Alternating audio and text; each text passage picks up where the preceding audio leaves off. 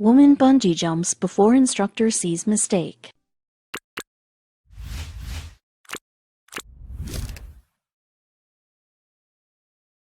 Seconds, I felt a jolt across my chest. It seemed as if I had slowed down for a second, then sped up. I could hear the wind rushing past my ears, she recalls. She gasped for air as she managed to wrap her hand around a rock that jutted out of the water. Now she needed to hang on, but she didn't know what was to come next. Erin Langworthy was born and raised in Australia, and when she graduated from college, she decided to go traveling to celebrate the start of her adult life. She felt that Zambia was a great place to start. She knew it would make an amazing experience that she would never forget, but she had no idea that she'd remember the experience for the wrong reasons. She didn't want to travel with anyone else. She felt she needed to be independent for once, so the 22-year-old set out all on her own. She wanted to meet new people and maybe make new friends while in Zambia. She also thought that traveling on her own would make for more interesting stories once she was back. Erin needed something that was thrilling, that would offer her an opportunity most people only dreamed of. She jumped at the chance to do something amazing and would never pass it by. She signed up for a tour group that would be going bungee jumping.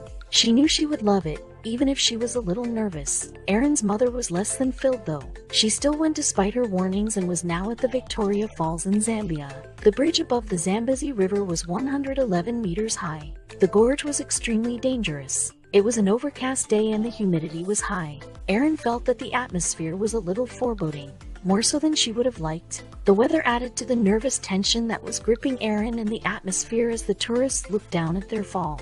Erin was feeling nervous as she put her harness on. All of the tourists looked down at the river below. The fall would certainly be fatal. I felt nervous, but never thought anything could go wrong. I was the 105th person to jump that day, Erin remembers. She knew that it was safe and things didn't often go wrong. Erin saw plenty of people in her group drop before she did. She let the professionals check her harness and make sure it was on properly. Then they attached the thick rope that was the only thing keeping her safe. The view from the bridge was amazing. What am I doing throwing myself off a perfectly good bridge? She recalls. She should have trusted her gut. She looked over the edge and tried to control her breathing. She closed her eyes and went for it. I was caught up in the moment and simply spread my arms and fell forwards. Everything sped by in a blue-green blur. The rush was amazing, but soon there would be no going back once things took an unfortunate turn. She felt herself fall for 40 meters until she felt the thick rope tug at her body. All she could see was the water below, and even more terrifying, the rocks. She did just as they instructed, but they didn't foresee what would happen with her next. And it would be something that would give her the once-in-a-lifetime experience that she was hoping for. Erin was falling and falling before her descent slowed a bit. But where there was supposed to be a recoil in the rope, Erin's rope instead created a loud and terrifying snap. After a few seconds, I felt a jolt across my chest. It seemed as if I slowed down for a second, then sped up. I could hear the wind rushing past my ears, Erin said.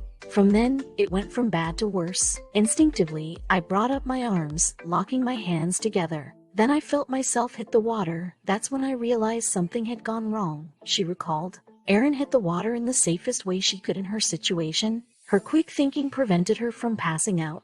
Massive splash swallowed her as the onlookers watched in complete shock. But the fight was just beginning. Erin's bungee cord remained tied around her ankles. It snapped near the top due to the general wear and tear from thousands of people over the years. The bungee cord had snapped near the top, so I still had about 30 meters attached to me, which kept getting caught, she explained. The fast-flowing rapids were more than she could handle. She drifted down the river trying desperately to gain control of her direction. Then the 30 meters of rope that was still attached to her caught a rock on the riverbed.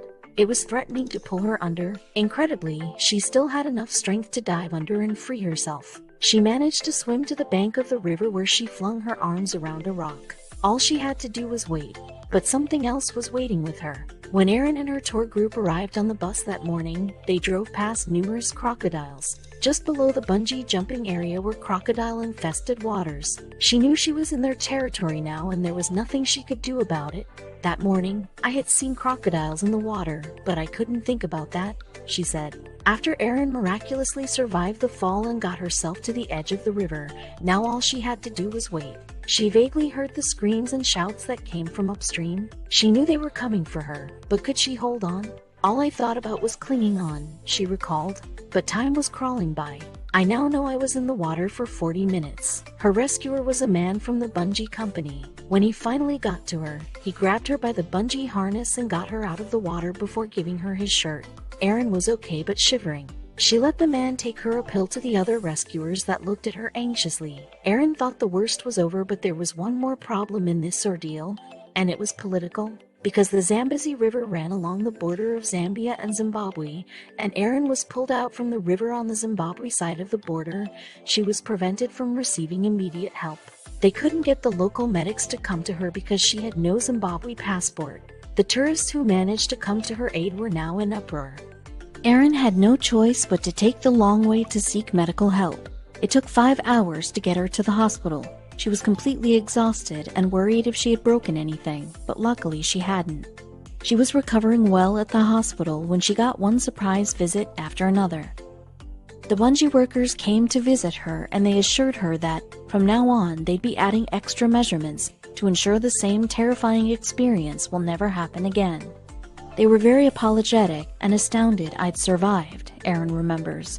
Her next visitor was someone who booked a ticket to come to her aid the moment the hospital informed her about Erin's fall. It was her mom. Erin's mom flew out to ensure Erin recovered well before taking her back to Australia 2 weeks later, where she reunited with her friends and the rest of her family. Erin lived to tell the tale of this miraculous and lucky escape from disaster. Although she may not go bungee jumping again, she certainly has an experience that will last a lifetime.